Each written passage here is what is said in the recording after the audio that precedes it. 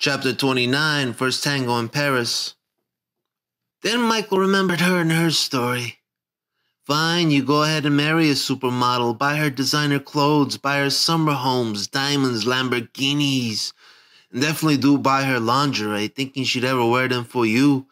But then buy her plane tickets for two to Paris, and you know what's going to happen next? She's going to take those tickets and take me with her instead. Oh, I remember you, Isabella. That was a lovely trip we had together. Isabella Gondara was a Brazilian supermodel, married to some Wall Street top hat back in the 70s Michael had picked up at a fancy club in Manhattan. Wait, was it Studio 50? I don't remember. Until Doris Day at Big Dick's gym, Michael had never met a taller woman in his life. She was 6'3", very dark-skinned, with a ass so plump you could set a drink on top of, no tits. I kind of like small breasts. I mean, I like me some big-ass pair of hooters too, but small ones can be so cute. Plus, I think you get more sensation out of me doing things to them, and they seem more responsive to it. Also, she had long dark hair that hung down to the length of her miniskirt, and when she turned, her hair would swoosh around like gigantic sails looking to catch wind to the East Indies. Wow, never seen a woman gush so much in my life. And seeing her climax really was a sight for sore eyes, and in a funny way. Early in the process of working her coal mines, her face would just freeze over, looking dumbfounded as she'd go cross-eyed. Her mouth would also be half-cocked open, making no sounds whatsoever, but the second it registered, she'd go even more cross-eyed and would let out this long-winded moan that was really very unappealing to listen to. Michael then began chuckling, trying to remember how it sounded.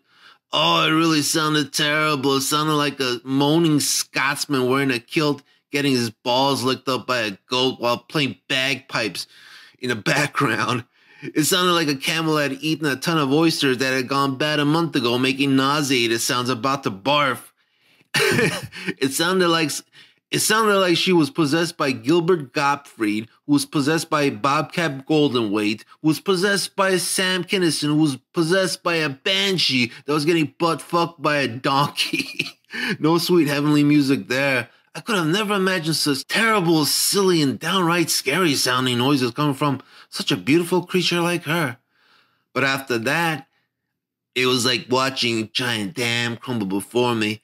Fucking Niagara Falls. Then she started whipping her hair around, slashing me across the face with it. That's how I got my pussy-eating scar across my left cheek, except for how goofy she looked and sounded. Once she climaxed, it really was some good fucking indeed. Damn, what a sex machine she was. But then Michael remembered the rest and the stuff that really wasn't all that fun. Yeah, but then again, she was even dumber than Annabelle. Way dumber. Annabelle was just naive and happy-go-lucky. Her stupidity was because she was ignorant, inexperienced. It didn't involve possible brain damage, which this Isabella must have had. This woman was dumber than a cow licking the barrel of a shotgun pointed at its head. I tell her a joke, she then stare at me for a minute, then start laughing, and then ask me what was so funny about it. I remember how she dropped a roll of toilet paper into the bowl and decided to flush. Anyways, not understanding it was going to clog up the pipes, forcing me to call room service to get it fixed. She'd break everything she touched. I mean, how do you break a fridge? Oh yeah, you leave the door open to cool the room down even though the place has air conditioning. And when I asked why she didn't use that, her excuse was she didn't even know how to turn it on. Stupid giraffe of a woman. You don't just take 2 plane tickets and run off with another guy. I mean, again, with the Genix story, I didn't know she was with somebody at Studio 54 when, was it Studio 50? Oh, never mind. Whatever bar it was at where I hit her up, it was then she offered the tickets, not even mentioning her hubby, and luckily I had a fake passport for whenever I used to ride with the Madman Leviathans to Canada. But then all of a sudden, after the 3rd date in Paris, while I have her bent over fucking her in a jacuzzi, after she comes and does that special moan of hers, it also kind of sounds like a moose straining his brain to do arithmetic. I kill myself. She then turns her head around, looking at me all cross-eyed, which sort of confused a person for a sec to see, and finally mentions her husband, how he had bought another ticket to come find out what had happened. Then goes back to moaning, leaving me with that as food for thought. Michael then rolled his eyes, remembering that awkward moment, especially considering the position he was in while she told him. Also remembering how she then got curious and asked him if something was wrong, since he didn't seem to be in the mood any longer. Ugh. Wow, she was stupid. And later that day, I had to explain to her how that was a bad thing, which she didn't seem to get.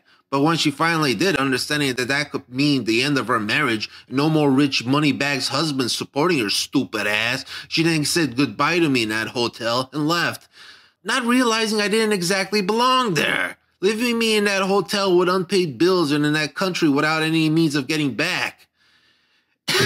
And I know she didn't just ditch me. I mean, she bought a whole bunch of clothes in Paris for me, since I looked like a greaser back then, spent $3,000 on me, so a plane ticket back shouldn't have been an issue. Michael chuckled, remembering how stupid that supermodel was, and then grew a bit compassionate towards her. The woman was just so dumb and oblivious that Michael couldn't help but to find it charming. Yeah, but then I had to spend a week wandering around the streets of Paris, and man, our French people are a bunch of assholes too. I didn't believe the stories that they could be that bad compared to douchebags here, you find here in New York. But they're far, far worse. Those Voltaires there have turned being a pompous windbag into an art form. You try to be viciously insulting to them, and they'll smile and grade your performance. And as much of an asshole I am, I'd probably get a D, a passing grade, if they were grading me on a curve based on that country's average. Fucking cocksuckers thought they could fuck with me just because they took me for some dumb American tourist. I remember I went into one of these bars and some frog there spilled his drink on me on purpose. So I introduced him to my German half, him and 10 other French cocksuckers, but then their stupid cappy wearing Jacques Clouseaus were called in and I had to ditch the fucking joint. Shit, that was a stupid week. Oh, that was nice of that pretty blonde florist girl. What was her name? Michael frowned, seeing how he couldn't remember her name. Well, whatever her name was, it was still nice of her to allow me to stay at her place above her shop. She was a bit chubby, but in a good way. All baby fat, really, and that made her all cushy and accentuated her curves in a delightful way. Made her more attractive to the touch than she would have been if she was thinner. Too bad she was a lesbian, though, or I would have showed her my gratitude in the best way I know how. Also, extremely nice of her to fuck her girlfriend next to me that one morning after making me breakfast and allowing me to watch. Then Michael's alarms went off. Wait, was she a lesbian? Why did she keep staring at me while... Oh, fuck me, she did want me to join in. Why did it... Oh, I was 18 years old at the time and an idiot. End of story.